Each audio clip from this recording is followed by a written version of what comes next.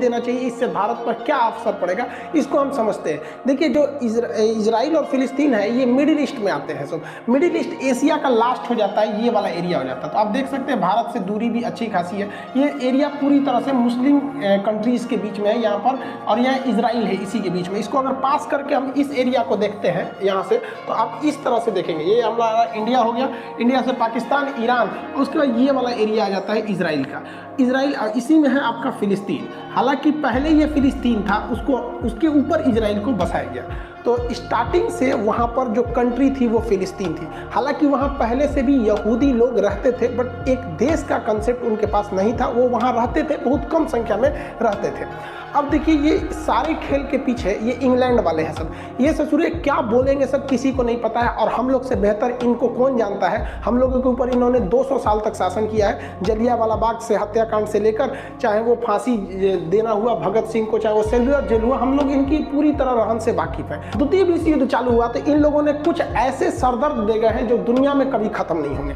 Middle east में क्या किया इन लोग ने, जहां पहले फिलिस्तीन था, फिलिस्तीन को बांट दिया, कहा कि भैया इजराइल भी रहेगा और फिलिस्तीन भी रहेगा। दो देश यहाँ बना दिया, इजराइल और फिलिस्तीन। कहाँ बैठे बैठे इन लोगों ने, लंदन में बैठ गए। कुछ चीज अच्छी आ रही है, तेरे बारे में बोल रहे हैं, सुनो ध्यान से। ये दो भाग में यहाँ बांट दिया, और हमेशा से ये लड़ाई होती है। और ये लड़ाई किस तरह से, आप अपने पे समझिए। हमारा अखंड भारत देश था, 1900 इनको बांटा 1948 में यहाँ पर, और हम लोग को ठीक 1 साल पहले बांटे थे, सब 1947 में।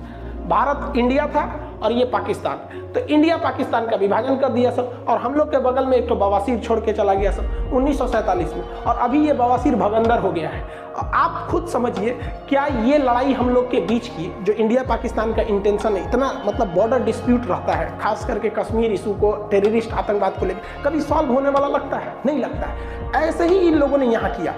अब हम लोग को इस कचड़े में पड़ना नहीं है। पहले आप समझिए कि ये लड़ाई जानबूझ के लड़ाई जा रही है, ताकि ये और अमेरिका वाले लोग हथियार बेच सके, वरना भारत पाकिस्तान में इन्हीं लोग का देन है। और अगले साल यहाँ पे देन है, देखिए IP यहाँ पे इजराइल फिलिस्तीन, और IP इंडिया पाकिस्तान। ये सब बैठ के कहाँ से हो रहा था, लंदन से। ससुरा IPL खेल दिया सभी से, बहुत होशियार है सब। तो आप पर्दे के पीछे के सीन को समझिए, चल क्या रहा है। जो अभी हो रहा है इसको मत देखिए, उसे देखिए जो नहीं दिख रहा है। अब 1948 में जो देश था ही नहीं, वहां पे आप कहिएगा कि यहाँ विभाजन होगा, यहाँ इजराइल भी रहेगा, तो बवाल होगा। तो इन अंग्रेजों ने क्या किया था, द्वितीय विश्व युद्ध के दौरान ये लोग जहां मार करते थे, वहां पर इन्होंने अपना एक मुखौटा रख दिया था, उसका नाम है UNO। आज भी ये UNO फेमस है किसी भी चीज को बर्बाद करने के लिए। 1948 का हम लोग का कश्मीर इशू अभी तक इस गधे से सॉल्व नहीं हो रहा है। इतना पागल संस्था है कि किसी चीज को ये चौपट कर देगा UNO में। तो जानबूझ के इन्होंने मुसलमानों से कहा कि चलो चलो तुमको हम UNO में ले जाते, वही फैसला करेगा। बचपन में आप कहानी सुने होंगे कि किसी ब्रेड के लिए 2 बिल्ली लड़ रही थी, तो बंदर आया उनको फैसला करने, सारा ब्रेड अपने खा लिया। तो UNO ने कहा कि देखो भैया, जो बेलफोर डिक्लेरेशन है उसके तहत इजराइल बनेगी,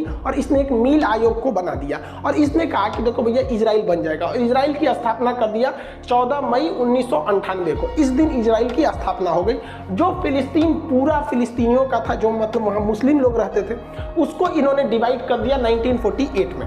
और क्या कर दिया, 48% दिया फिलिस्तीन को, 48% फिलिस्तीन को दिया, 44% इजराइल को दिया यहाँ पर। देखिए, जबकि इजराइल का यहाँ पे उस समय तक नहीं था यहाँ पे। और उसके बाद क्या किया, जेरूसलम जो राजधानी थी उसको कहा कि देखो, ना ये फिलिस्तीन की राजधानी रहेगी, ना ये इजराइल की राजधानी रहेगी, ये UNO के कंट्रोल में रहेगा।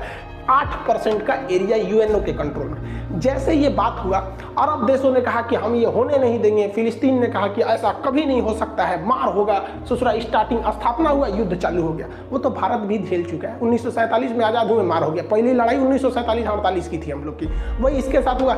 इजराइल ने इन लोग को पकड़ के धो दिया। 6 देश आए थे लोग मारने, सबको पकड़ के धो दिया। रीजन क्या है कि ये लोग जो अरब देश के मुस्लिम कंट्री थे, ये जंग लड़ रहे थे जंग को जीतने के लिए, जबकि इजराइल के यहूदी लोग जंग लड़ रहे थे अपना अस्तित्व बचाने के लिए। उन्हें पता था कि अगर ये युद्ध हारेंगे तो हम ये युद्ध नहीं हारेंगे, ये पृथ्वी हार जाएंगे, फिर हमें कोई पूछने वाला नहीं है, इसलिए वो युद्ध को जीत गए। अब यहाँ पर UNO को क्या मतलब बना कि जेरूसलम पर अपना कब्जा रखने का। तो इसके लिए कारण है, जेरूसलम 3 धर्मों का पवित्र स्थल है। जैसे ये देखिए, ये जो इजराइल है अभी नक्शा, तो इसमें जो ग्रीन वाला एरिया दिख रहा है ये दिया गया था फिलिस्तीन को, जो व्हाइट वाला एरिया दिख रहा है वो इजराइल के पास, और जो रेड दिख रहा है वो जेरूसलम है। जेरूसलम को जूम करके देखेंगे तो इस तरह का नक्शा आता है। यहाँ 3 पवित्र धर्म रहते हैं। ईसाइयों का मान्यता है कि उनके जो ईसा मसीह का जन्म बैतलहम में हुआ था, वो बैतलहम जगह जेरूसलम में है। यहूदी जो अभी वर्तमान में इजराइल में रहते हैं, उनका कहना है कि उनके सारे लोग यहीं से सुने, उनका मूल स्थान यही है। और मुसलमानों की तीसरी सबसे पवित्र स्थल अल अक्सा मस्जिद यही है। यानी ये तीन धर्मों का पवित्र स्थल है जेरूसलम, इसे होली लैंड कहते हैं। बात समझिए, यहाँ जो लड़ाई है वो मेन लड़ाई है हमारी जमीन की तुम्हारी जमीन। तो पहले तो यहाँ 100% फिलिस्तीन था। ये जो ग्रीन वाला एरिया देख रहे हैं 48 से पहले, 1948 से पहले ये 100% फिलिस्तीन था। बाद में आप देखेंगे 1948 में यूएनओ ने इसका पार्टीशन किया, तो अब देखिए ये ग्रीन वाला फिलिस्तीन ऐसा रह गया। और जानबूझ के यूएनओ ने एक ऐसा ड्रामा रचा कि आगे जाके लड़ाई होगी। देखिए आधा फिलिस्तीन यहाँ दिया है, थोड़ा सा यहाँ दे दिया है, बीच में पतला रास्ता दिया है, थोड़ा सा यहाँ दिया है, बीच में पतला रास्ता दिया। इन लोग का पहले से प्लान था। ऐसे ही इन लोगों ने पाकिस्तान को बांटा था, एक और इधर पाकिस्तान, एक और इधर पाकिस्तान, जिसको आगे चल के हम लोगों ने बांग्लादेश में तोड़ दिया। यही काम किया इजराइल ने।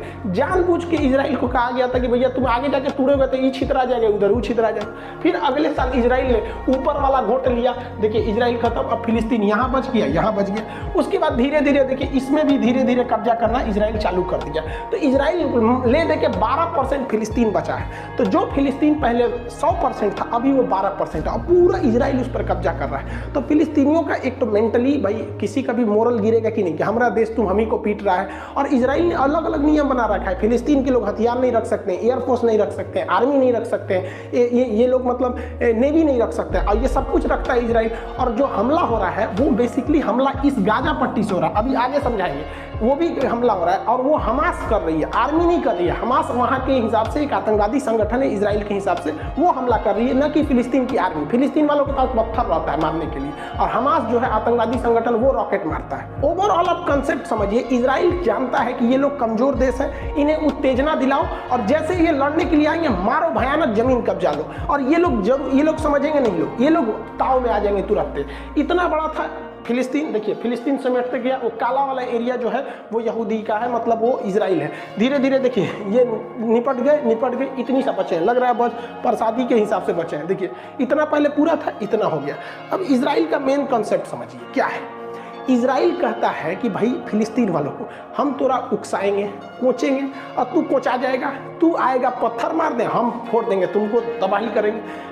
हमास खूब से खूब करेगा तो गली मोहल्ले पे हमला कर देगा, कार और जला देगा, यही रॉकेट में करेगा। और उसके बाद से उसके पास एयरफोर्स है, वो आएगी, मारेगी, जमीन कब्जा करेगी। जब जब लड़ाई हुआ है तब तक हार फिलिस्तीनियों की हुई है और उत्तेजना होगी यहाँ पर। अब इसका मेन कारण कहाँ से हुआ, इसको समझते हैं हम लोग। देखिए मुसलमानों में ना 3 पवित्र स्थल है, जिसको आप 2 ठो को जानते हैं। जैसे कॉमन लोग यही मतलब फेमस है, एक मक्का और एक मदीना।